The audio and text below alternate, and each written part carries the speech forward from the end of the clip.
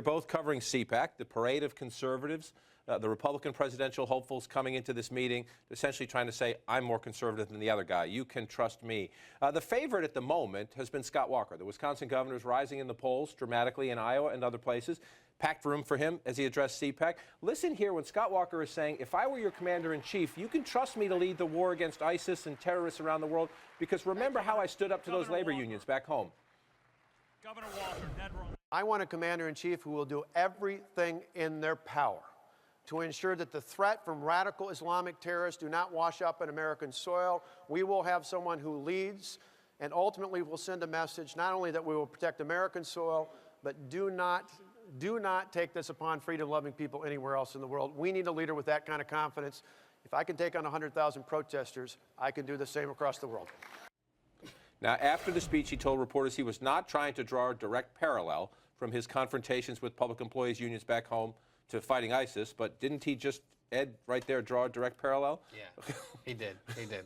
New rule in politics: you don't make Nazi jokes, you don't make ISIS jokes. I think that's what happened here. And his spokeswoman came out again last night and clarified, he wasn't equating labor unions with terrorists. But look, this is yet another sort of misstep as the Scott Walker Heads the Primetime show continues. And, it demonstrates yet again that this is a guy who has not necessarily been under the national spotlight and has to probably be a little more careful about what he's saying. And yet, Margaret, we have sat here for a week or so saying, punting on the evolution question, not willing to distance yourself from Rudy Giuliani when he says the president doesn't love America. We characterize that as missteps.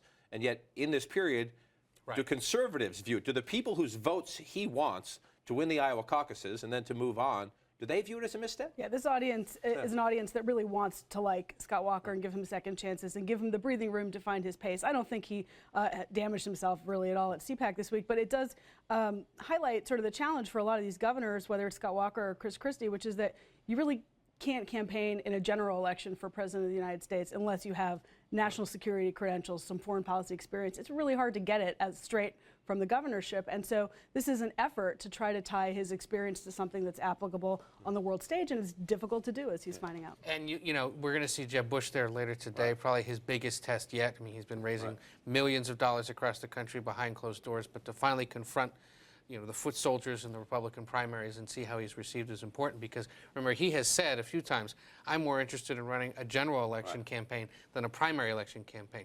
These kinds of missteps will help Scott Walker in Iowa and other places. Whether Jeb Bush is willing to go there and try to win over these folks for short-term gain remains to be seen. And, he very well may not, and we'll just have to see how people take it. The question is, can he get enough? Can he get enough of the hardcore conservative base and then build out other support as he goes on? But you're right, Jeb Bush will be there today. Be fascinating to see, does he bring up directly his differences with the base on immigration? Does he bring up directly with these folks in the room? Most of them disagree with him on Common Core.